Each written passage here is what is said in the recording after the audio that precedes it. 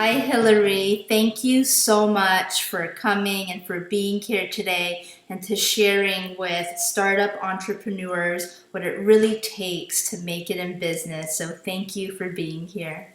Oh, I'm really happy to be here. I just really love what you're doing, and I feel there needs to be as many entrepreneurs out there doing their thing these days because that just feels like the right movement with how the world's going today. Definitely. So, I'd love for you to start off and tell us a little bit about your online business and what it is that you do.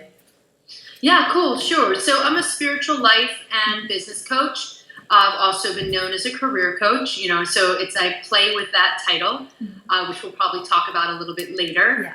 And really, I coach coaches. I have a coach training program called The Art of Becoming a Coach. Mhm. And I also have a summit, which is called Breakthrough to Coaching, which is showing 15 other coaches who have not been certified, creating the businesses that are authentic to them using their skills. So my business has evolved.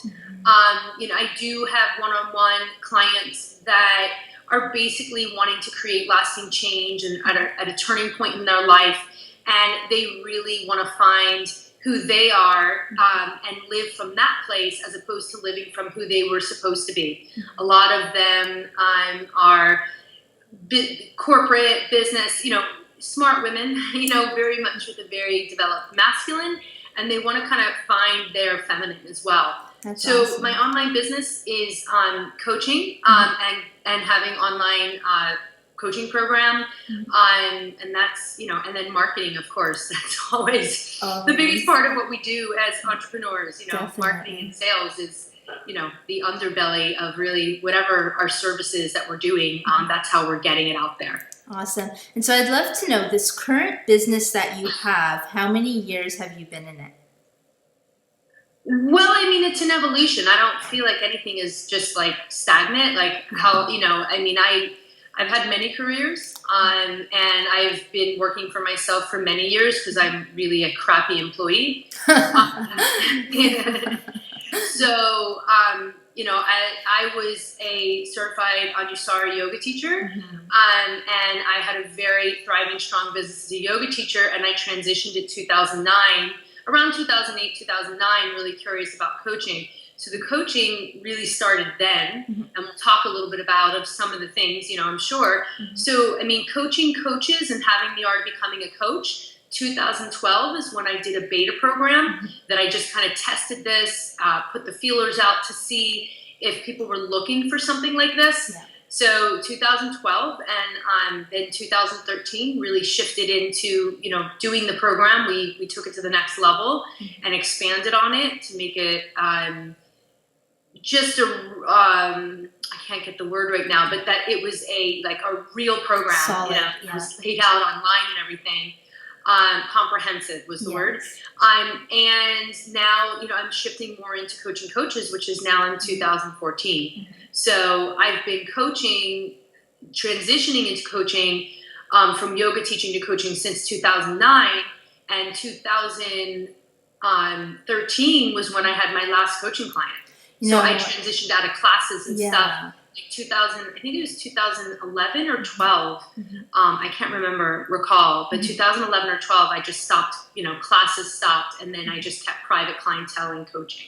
That's awesome. And I think you've actually shared something so valuable. I feel so many startup entrepreneurs may not quite recognize that business is an evolution and that it does morph over time and that you don't need to know every detail. It's like if you keep working at it, it's like, from what I heard, it's like your business sort of took on a life of its own and you would test things to see if they're working. And I think that's important too, for people to recognize you've got to put it out there and you've got to test in order to see if, how people respond.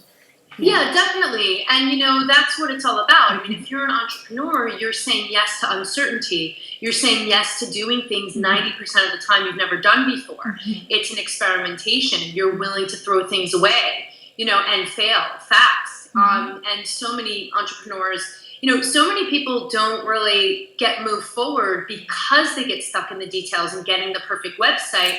And quite honestly, a website doesn't mean you have a business. It just doesn't. And a lot of my business started, my first coaching clients came from yoga workshops and community nights and going to events. I mean, nothing was on my website about coaching when I started. And then when it was a coaching site, it's kind of funny how it was not as thriving. Like there was this weird thing. So I find what happens a lot with the coaches that I work with and business owners I work with is it's got to be so perfect. And, specifically women deal with perfection more than men. We really do, because we're built this way to have babies, to have the perfect baby, whether we do or we don't. And you've got to get out there and, yes, do it professionally, but that's why, look at every other business out there. They test stuff. They change packaging. I mean, Coca-Cola's been around for how long? Yeah. And how many times have they been changing? Maybe not the way the script is, but the zero, the this, the that, and they'll test certain things. And business is a place of experimentation and a place of service and a place of really having fun. You know what I mean? Really, that's kind of how I look at it. Yeah, so. And I think what you said is absolute golden. And I wish and I feel that if people could really connect with that on a deep level, to recognize that, number one, don't wait to be perfect, and please recognize that it's experimentation. It's that is the way. And I feel like that right there is worth so much if people would just integrate it. So I love that you said that. Thank you. Oh, you're welcome. Yeah. Yeah. And so I'm, fascinated by this because I had a similar journey in terms of the yoga, and I'd love to hear, that past work, and it's so much more than just teaching poses, and I feel a lot of it has to do with holding space for people, which is what you do in your coaching. So were there things from the yoga and from all of that stuff that actually helped make you be the coach that you are? Well, I'm not a certified coach, so my certification was in yoga, so 100% yes. Yeah. Any good coach, you have to have a foundation of your philosophy, of what you believe in. You have to have something you keep going back to, or you're all over the place. Totally. And so that's what those training programs do, is they kind of give you a belief system. They're or you find a belief system you align with. It's either you change your system to saying this is a better, this is actually better than what I believed. I was limited, and then I did this. So for me, the yoga philosophy, and I taught the philosophy, and I taught that, and I did a lot around that, is it infused my first products. It infused everything that I did. And the big reason I shifted from yoga into getting more into business, because I am an entrepreneur, was I want to use this stuff and put it into action. I don't want to just keep studying it, and just teaching the classes were great, but there was a lot more that I wanted to do. I was really picking up things. I mean, as much as I'm a coach, I'm a healer. There's a lot to it, to how I can help people see. I'm not here to solve people's problems. I'm here to show them how to become more sovereign and take more ownership over their life, so they can create and design a life that they want, regardless of what their past is. That's my, that's my whole about page, which is my biggest, sales spot, if you will. But I don't mean to be icky, but sales, but I teach from my story, which is what I believe any great business owner does, is teaching from story, or telling a story, because that's how we become relatable. And so, whatever anyone has experienced, whether they've had corporate jobs or they were a gym teacher, it doesn't really matter what you've done. All of it has garnered tools and skills and information that is going to be beneficial to whatever you're creating in your business. To think that it's separate would only be denying or resisting, an amazing aspect of your value that you actually bring to the table. And really, the stuff that you've done and in the way that you've done it is really what's going to make any entrepreneur unique. It's trying to hide it. Even if you were a stripper, it's like trying to hide it because you're feeling ashamed about it is normal, and I get it. But at the same time, when we embrace it, which is the yoga philosophy, when you embrace something and you go, oh, okay, let me embrace this. You're not resisting it. And then you get to be empowered by using it, right? Like really leveraging what you have in a great way to make a difference. And then you get to evolve, right? You get to allow it to evolve. Yeah. So that's kind of how I would answer that question. Definitely. And I think that's so important, because I think a lot of people, they may not recognize that actually everything you've done up until now, even if it does not seem related, actually is very related, and that will actually help, make you unique, and it's what gives you your special, slant on how to do what it is that you're doing through your business. So I love that you said that, and I think that's so important. I feel a lot of people think that they have to hide away from their past, whether it was a corporate business or hairdressing or whatever it was, but it's like, no, share that what you've done, and it actually helps with who you are right now. So I love that.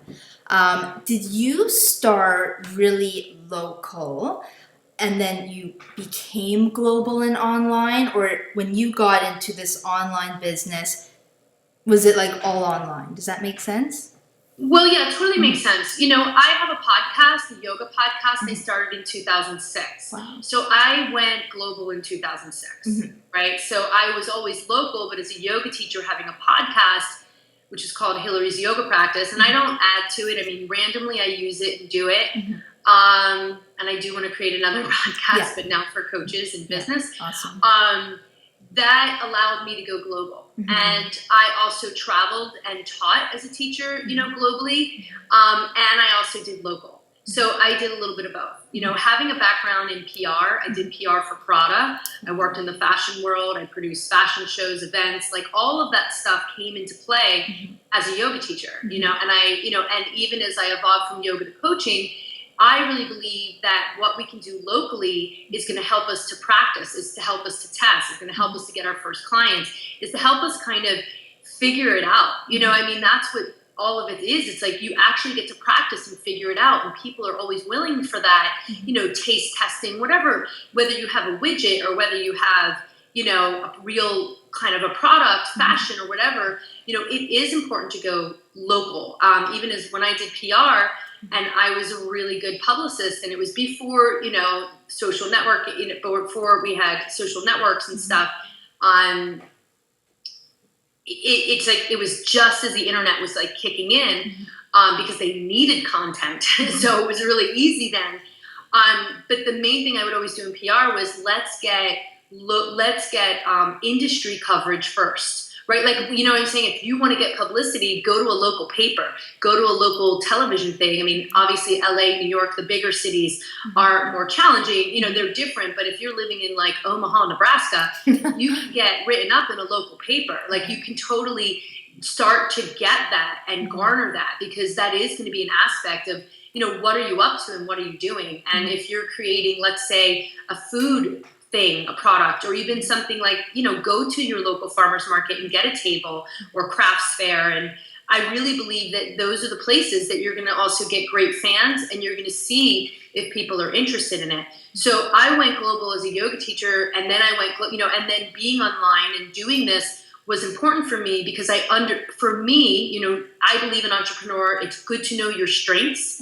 Now Discover Your Strengths is a simple book that's, not as deep as a lot of the other personality tests, but that really helps you to see. For me, what it helped me was like, oh my God, I have the strength of individualization.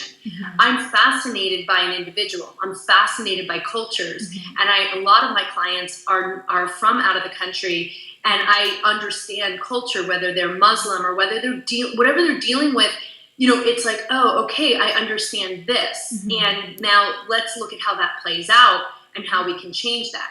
So I'm answering a lot of information. I'm giving you a lot of information here, but I'm going to say that, I went global. It felt right for me, for my personality, for what I could do. And in some ways, out of America, people were appreciating what I was doing even more than here. And sometimes there are people, because they don't necessarily, they're like, we don't have anybody that thinks like that. Because if you think of it, Australia, Canada, somewhat, not as much, but still has it. In the UK has the tall poppy syndrome. You don't want to stand out. the people who do want to stand out usually leave the country and come to America. You know what I mean? Because they're like, I want to make something of myself.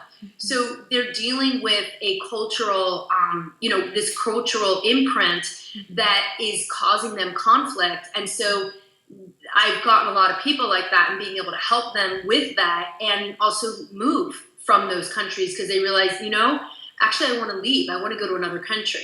So I feel like the global part was important for me because I have a love for culture and I have a love for the differences in culture and also for creating, for helping people to kind of heal some of that too, if that makes any sense. Definitely. I love that. So I love that working with your local people definitely helped you get out there, but that there is this love to be able to reach a more global market. And I think that is so awesome. And important to recognize that, like, use everything that you can in business, use your local network and a global network. I'd love to move into getting into some more nitty gritty. So in business, so many people are learning to do all these things from, blogging, writing a newsletter, go to networking events, etc. So I'd love to know for you and your experience, what was the most, important thing that helped move your business forward, or was it truly all of the above and more? Yeah, I mean, that's really great. I mean, the thing is I feel like people are doing too many things and they get some overwhelmed and they're like spinning because it's like quantity versus quality. And I feel that in the beginning that happens. Like, I know I would go to, you just do everything. And then it's really important to take the space to go, where's the quality and what's really working for me? And it's going to constantly shift what works. So for me, what really moved my business forward was getting a coach, and also, Marie Forleo is one of my mentors. I did a program of hers before B School, which was Rich, Happy, and Hot Virtual Mastery. It was the last year she was doing it, a 12-month or 10-month, it was a 12-month online group coaching program that a friend of mine was in her mastermind and said, you need to do this. Like, I really feel this would be good. So when I did that program, I already had another coach that was not a right fit. Did not help me. It helped me to see where my strengths were, but there was a lot of stuff I was doing that was not me, and it kind of it was a great learning experience. Definitely. And then I had a coach before that too. So I worked with coaches to start to help me. That was important for me. One of the biggest things was making peace with money and my relationship with money. That would probably be the number one thing that has helped my business. That's amazing. I have not heard that one before. I love that you said that. Yeah. Wow.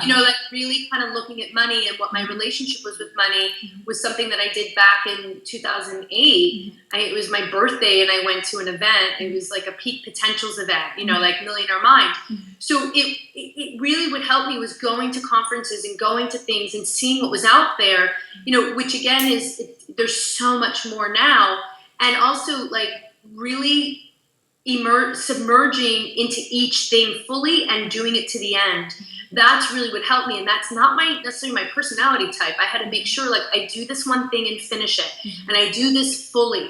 And I mean, I do things fully and stay fully committed. And that commitment to going, I'm going to do this to the end and I'm going to put everything I can into it and get everything I can out of it is what allowed me to move forward.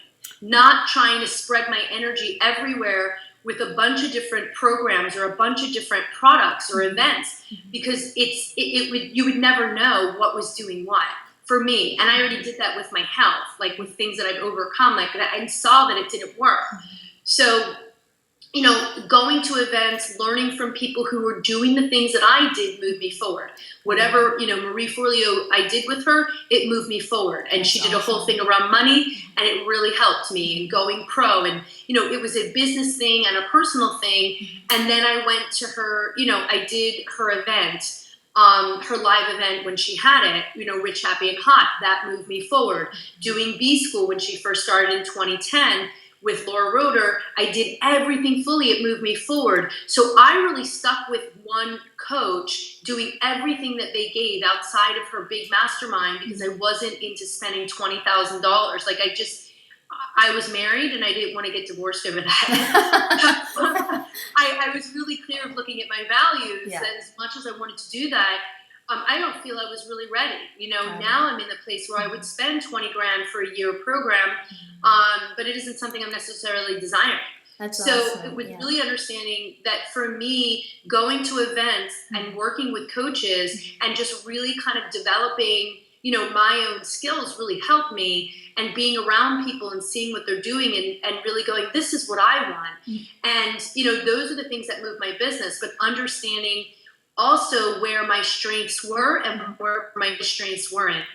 Planning. I didn't do planning. Like, I just kind of did it. Like, I would be very reactionary in my business, which is really normal in the beginning for a lot of people. I mean, I'm an artist. I'm very right-brained. So I'm totally in that creative space. And so I had to learn over the years to create the structure and to create, and really kind of ground myself at that. So it's been years, and I had a full circle that really showed me the things that I wanted. It took me about 4 to 5 years to get there. And I will say, there are amazing coaches out there that if you follow everything they do, for some people that works, but that's never worked for me. I have to look at what's there, apply it, and adjust it. If I copycat, it just totally runs flat. And that was something I learned. So networking, like going to networking events as a coach, not really ideal. Like, it never was really useful for me. I never saw that was helpful. Awesome. I never got any clients that way. It was more of going into an event and being in the event and raising my hand and making, and actually being present, like people being identifiable, Got it. So it wasn't like those networking events where everyone meets, has, 1 minute to talk about themselves and pass around cards. Like, that never worked for me. Nothing really came out of that. You know what I mean? Like, I got the high of it, but I'll say, like, going to an event like Marie would have, like those big events. And those were the events where, when I did go to an event, I would raise my hand. I would be a full participant. I actually would get clients that way. People would be like, oh, who's this woman? What does she do? And, oh, wow, what do you do? Wow, that's really cool. And so I just feel like one of the biggest things was getting somebody that I synced up with, that I could be myself with and utilize what they have, was what allowed me to move forward. I love and that. to really identify what worked for me and what doesn't. So That's that awesome. would be the answer of what moved me forward, and always staying in action. I mean, that was really what moved me forward, is because I kept staying in action and I kept being honest and going, all right, I got to hire a team. I got to do this. Okay, this is where my strength is. This is where my personality is. What is complementary? So, the inner game is as important as anything. So clearing up the money and understanding what my stories were and changing them, and, a lot of different of my own personal development. A lot of my coaching was for my personal stuff, not for my business. Because I know, yet it helped your business forward. Yeah, that moved my business forward. And also the biggest thing, which something that I learned from a mentor, was to look under the hood. I would look, and I always did this in my entire life. I would go, okay, how did they do that? This was a really great thing. And I would just look at it and then go, oh, okay. I mean, that's how I went from a fashion editor to a publicist. Yeah, and I think that's important. I actually want to take a moment on that, to look under the hood. I feel like that's the investigative detective work. Like, don't just look at the surface, go under and educate yourself and learn okay, what's the real workings here? So, you can also use it as an educational tool of how to implement certain strategies in your business. Totally. I mean, that comes from yoga. You're the teacher and you're the student simultaneously. Definitely. Yeah. So it's that's where it comes from. And so for me, it was like, okay, let me see how this person's running their program. What do I like? What don't I like? Yeah. What do I want to adapt and bring into my work? Like Marie does B School and said every year you do it for free. I was like, you know what? That's freaking cool. Yeah. She's a mentor. She's someone that I really value what she does. I feel like she is probably she has an amazing reputation. Everything she does has a high level of elegance and professionalism and generosity. And so, I just feel like for any entrepreneur, what's going to move them forward is, find somebody who's a few steps ahead of you, that's doing what you want to do. And those are going to be the people that you learn from.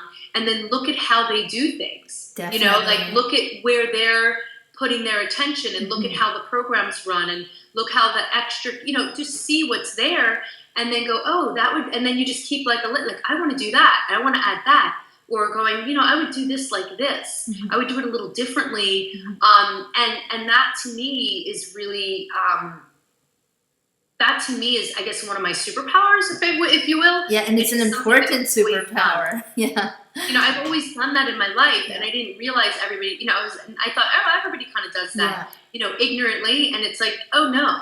But we can learn to be a student, but at the same time be an observer to go, is this experience really enjoyable? Instead of complaining. If it's a sucky experience, don't complain about it. Learn from it and go, wow, okay. I won't do that in my business. Do my thing better. Yeah, exactly. I love that. I feel you've brought up so many important things from, find a mentor that you can learn from, to, make sure you're also working on your personal stuff, because that, directly will transact back into your business. And then to take consistent action, like you would go to events that you would enjoy and be inspired and learn from, but then whatever it was that you learned, let's say that weekend or that week, you would then take action and actually implement it and like do something. You wouldn't just go to the event, feel good, and go home.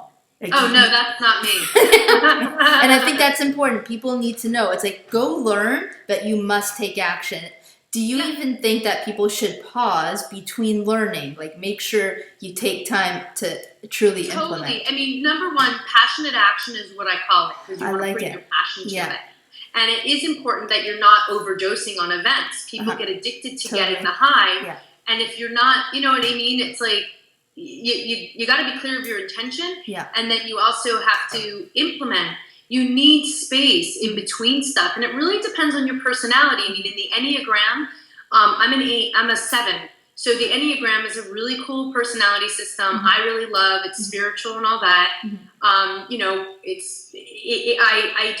not trained in Enneagram. Yeah. And it's really more of like finding independent, like, oh, how do I function, and how am I healthy and not healthy, and what really complements me. And, for people who are like 7s, I mean, if you're the person who's always on to the next thing and you have a lot of unfinished business, most likely you're a 7. Yeah. That's like one of the things. And the thing is, it's like, give yourself time to assimilate, give yourself time to digest the information, take great notes, type up your notes, look at what's there, use things, you got to get feedback. You know what I mean? It's the same thing as like, if you're practicing yoga, a fast class is great, not my preference, but I want to hang out in a pose, breathe and feel it, and then transition into the next, into like down dog. I want to have a palate cleanser. I want to be able to digest. I want to be able to let it be there, because if you're, what happens with entrepreneurs is many of them, I know, we get impatient. We want it yesterday. And remembering that you got to be a beginner, because when you're the beginner and when you're in that place of like, I don't know anything, then you can kind of get that insight, because a lot of people are like, oh, I already know that. I'm not going to go there.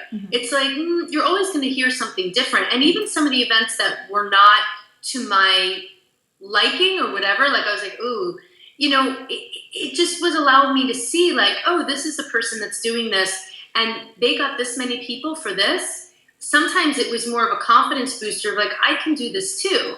You just said human. There is really gold. Nobody has anything better than anyone. I don't even care if you go to Stanford or Harvard. Yeah, exactly. You know what I mean? We all have the opportunity for success in whatever that means. And I do believe it's very important to be 100% clear of how much money do you really want to make? How big of a company do you really want? And not looking at it because you see other people doing it. Like everyone's like, I want $1 million business. I'm like, okay, do you understand what that means? Do you understand the level of money? Do you understand the level of team? Do you understand the workings of it? Like it's like you want to take the steps that you're taking. And I used to look at a lot of it and go, oh, I want this, I want that, because it was like in my face, and going, actually, these are other things that I want in my life. And that helped from having coaches, so that I could be living my life in the way that I want to do it, creating what I want to do. And at the same time, I'm not in competition with anyone else. I know that I'm living my life doing the things that really light me up, but also make the kind of difference I want to make in the world. Yeah, and I think, that's very important for people to recognize, to have your own standard of what it is you actually want and what success is to you. Like, what if success is to you, you're making 40, 50K a year? You know, a lot of nurses and et cetera, people who work really hard, I mean, they're making a certain amount of money. If you could be doing what you love and making that, you know, it's not necessarily that you have to have 6, 7, or 8 figures to be happy. It's like to get clear on what do you actually want, and if you do want something really big, are you really willing to do what it takes to do that, and to just become like,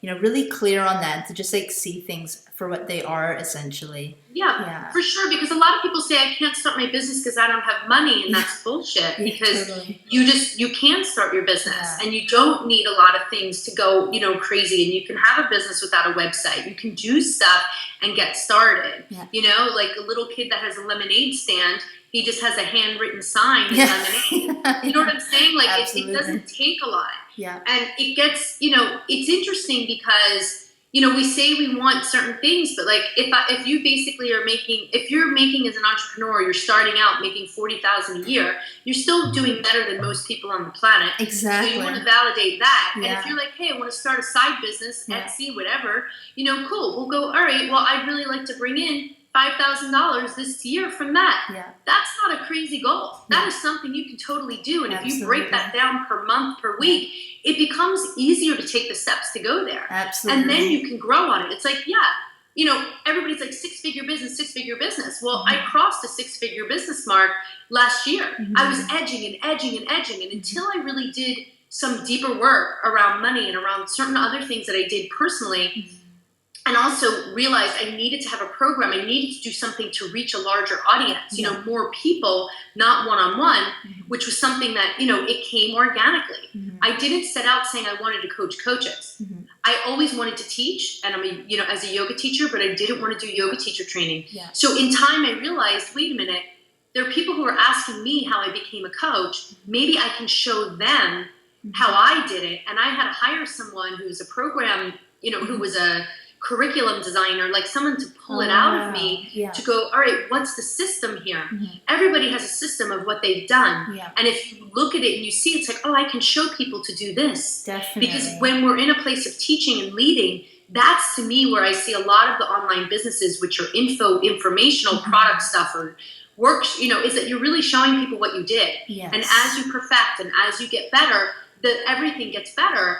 And so, you know, for me to cross, you know, that mark and, you know, in a good way, it's like, cool, multi 6 figures is good for me to go, all right, I want to double that. And having savings, managing my money, knowing what's coming in and going out, putting money into advertising now that I never felt comfortable in doing before. You know, so there's more money that I'm spending in my business, but at the same time, you know, I also have, you know, I'm managing it and the accounting of it and all that doesn't have to be scary. And I just want to take it back. Like, I just want to make it really clear that this was a journey. I mean, this has been years of, you know, from 2009. Exactly, of increasing your network, increasing your list, working overtime. And then it's like, you know, I just think it's important for people to recognize that 99% of the time, you don't hit 6 figures in the first year or like the first month. It's like, it is a process, you know, like, you know, what about that first online dollar, the first online sale? Do you even like recollect that first time that you made the online sale? I mean, I did certain things. I mean, I have a yoga DVD. I put $45,000 into a yoga DVD. You know what I'm saying? I had a launch at an event.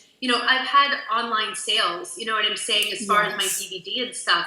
So, I mean, it always felt good. I mean, now we have a distributor, you know, but what it's like, the online sales were great, but I'll tell you, everyone's like, oh, you're just going to make passive income. The passive income thing, I think, is a bunch of bullshit. It's really great if you have a list of, you know, 100,000 people or 20,000, 30,000 people, and they just love everything. You know, it's like everyone's like, I just want to make an info product and I can make money while I'm sleeping. And people advertise it, Marie advertises it, and some people can hit it. You know, if you're doing a smoothie thing and you hit the right craze and the right trend, great. But I'll tell you, I'm not counting my dollars, you know, I'm like, I'm just going to make money while I'm sleeping. You know, yes, I have products and things and stuff. I have an app and I have different things. but that's additional income. You know, when I look at my profit clarity, money's coming from different areas, and you got to focus where's the most money coming from. Yeah, and I think what another thing you're actually bringing up is for entrepreneurs to recognize the importance of almost having multiple streams. You might have an online DVD, you might have to do in-person coaching or like, you know, coaching over the phone, etc. But to recognize like have those multiple things so that you're not like constricted to just one thing. Yeah, and that takes time, and it doesn't really work for everybody. I mean, it's like, you know, it's great to have a product, and it's great to have different things. I have these things because I've evolved in my business, and we've kept certain things going. So, you know, for some people it could be overwhelming. For other people it could be great, but it's good to see, like, you know, if you're transitioning from what you're doing to something else, you look at where you're at in those numbers, and you're like, okay, this, and then have goals. Okay, this is where I want to go. And a lot of people don't do that. And I didn't do that. When I started doing it, it was much easier to go, okay, this is where I want to go. So that means this. Yeah, you know, being this organized. is, I want $10,000 a month. And understand, guess what? There's expenses. There's fees. Absolutely. There's all kinds of stuff. And that's like when people, you know, that's why doing a beta program, even for free or paid at a lower price, it's like you want to figure your stuff out and give yourself the space to figure it out, right? To go and to see if it's something you want to do. That's the important thing, too. Make sure that you also still want to do it. I think that's a really good point there. Yeah. You get into it and you're like, I don't know if I want this. It's like, come on now. Yeah, you don't want to get caged in like your own business. I'd love to ask you what a typical day, if it even exists, what's a typical day look like for you? Well, that's a great question. You know, for me, you know, when I look at like today, you know, I was at the farmer's market this morning. I meditated, you know, took a shower. That's not doesn't happen every day. But, you know, and, you know, I slept in a little late because I wasn't feeling well. I'm just going to give it, like, it's like I slept in late and I can't. And I go to the farmer's market on Mondays. I do my I do my marketing for my house, like my family. Our house is being cleaned today. I do believe in paying somebody to clean my house, and I want to support people to do that and have help. And then we have our interview. I have a meeting with my assistant. I have another interview that I'm doing, meeting somebody who's in from out of town. And then I'll do maybe an hour or 2 hours of just like email or some things I need to do for my team. And I'll do some yoga, and I'm done for my day. So every day for me starts with my personal care.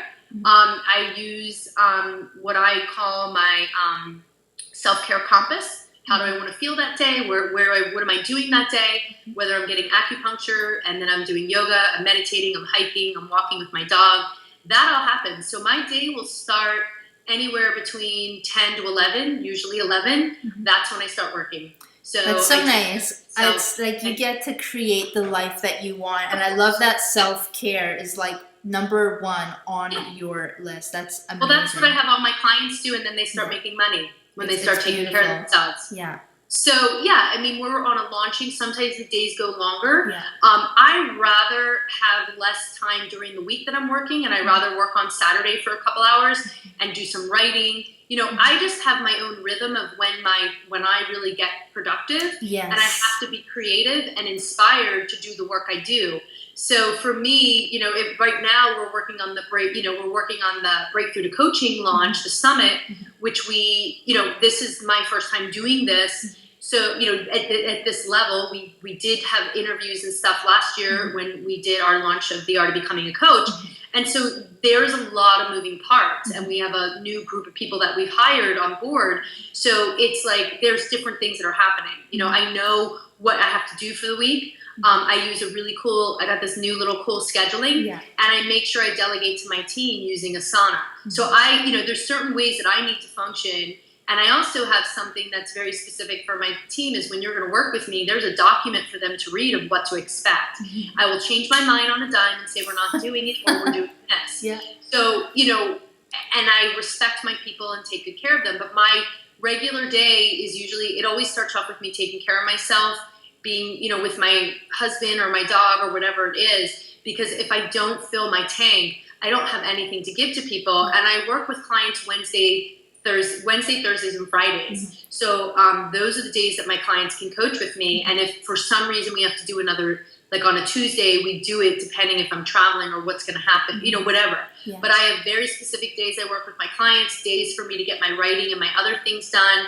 And I have it set up because it's like, if you're starting out and you have like a calendar, just look at your calendar of like, well, how would I want it to be? I always do this with my clients. It's like, well, what do you want? You can do whatever you want. And how would you want to function? And what days are you going to do your accounting? And at the end of the month, are you going to do it monthly? And are you working with an accountant? It's, I just really treat every aspect of what I do in a sacred way and enjoy all of it, even if I don't like it. You know what I mean? Even if it's not my favorite thing. Yeah, because there's always going to be a couple things that you may not love, and depending on how much help or assistance you have, you may, there's always some things that you may not love in business, but they still have to get done. I love what you've shared in your day and how I feel you systematize your business. It's like you are specific, and although you have freedom and things may move around, I feel there's still a specificity around your schedule, and I think that's important for people, like,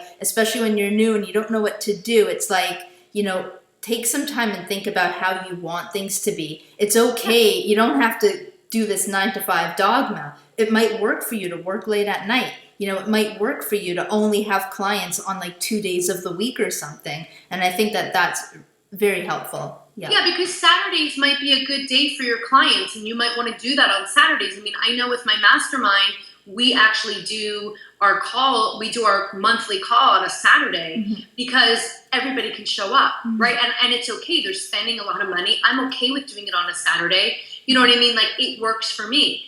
I feel always it's a privilege to not work during the week. Everybody works Monday to Friday and is off on the weekend. Yeah. I don't need to be off on the weekend. Like, I can work in the morning, get acupuncture, do yoga, hike, do a few hours of work quietly. It's just I love Saturdays. Like, there's something about that. That's awesome. If the other thing is, like, when I'm doing new calls, like my clarity session calls that I do with people if they fit what our criteria is to get a clarity session with me, it's Mondays and Tuesdays at the end of the day. Yeah. So it isn't just any time. Like, we have very little slots for it. So the good news is this: it's your business. Yeah. You get to change launch dates. You get to change whatever you want. You get to make it work for you. And if people want to work with you, great. You don't have to be a doormat. You don't have to do everything to accommodate for everyone. And in the beginning, you might be like, if you're doing it all you're not going to, if you're going to be writing and blogging and newsletters, I mean, you basically just break it down. What is everything that I do that makes up my business? How much time does it take to do these things? Which is, I work with my clients about. It's like, well, how much time does it take? We'll just set out an hour and see if it happens in an hour. Maybe you need 2 hours.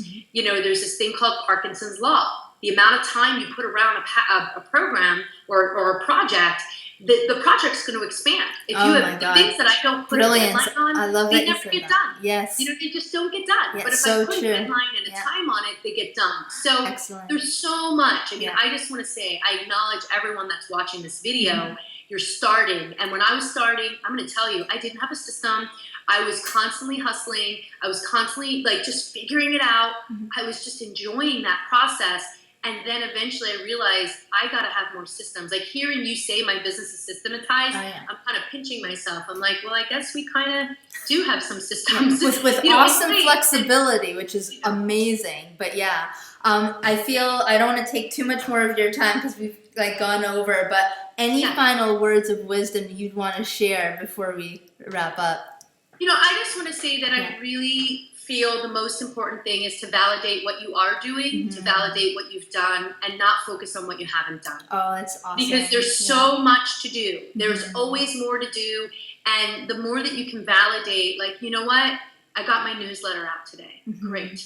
Validate what you've done. I woke up this morning, and I took care of myself for 30 minutes before I opened my computer. It's just that there's always going to be areas of your business over time that are going to need the improvement, that are going to need whatever they're going to need, but just keep validating what you're doing and focusing on what you're getting done, because it's going to allow you to expand to get more done. I love And that. that's something that we do on our team. It's something I do for myself, because I can easily go, oh my God, we have so much to do. And if you look at what you have to do, you're instantly going to step into overwhelm, and you just got to go, okay, I've already done these things. And, get 3 things done a day. Don't try to do 20 things a day. Totally. Sometimes you might be able to get more done or less done. I mean, I'm guilty. Mondays will have everything on it, and I can't do it on Monday. But now I move it and go, okay, this is what I'm going to do. And it's okay. I love it. Focus on what you're getting done and validate yourself every day for the 1 thing, the 2 things, the 3 things. And then lastly, go for the D, not the A. And you're going to get an A anyway. But It's beauty. I love it. For the perfection thing. Yeah.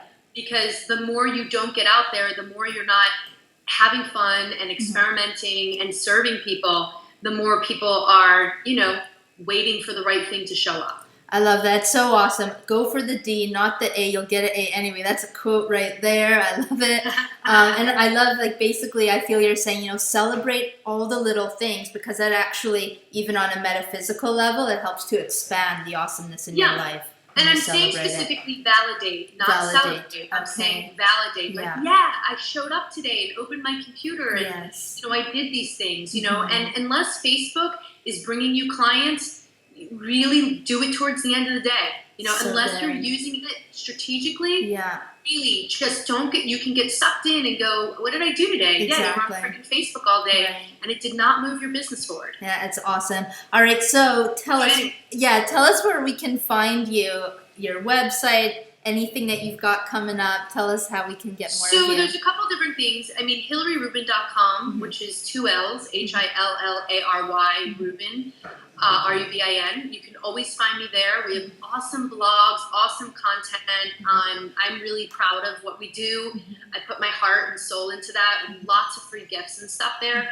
What I'm really excited about is if you want to coach and you're curious about coaching, you're curious of do I need to get certified to be taken seriously? Do I have what it takes? Kind of like what we've been talking about in this interview was all about don't ignore what you've done in your lives, because it's valuable.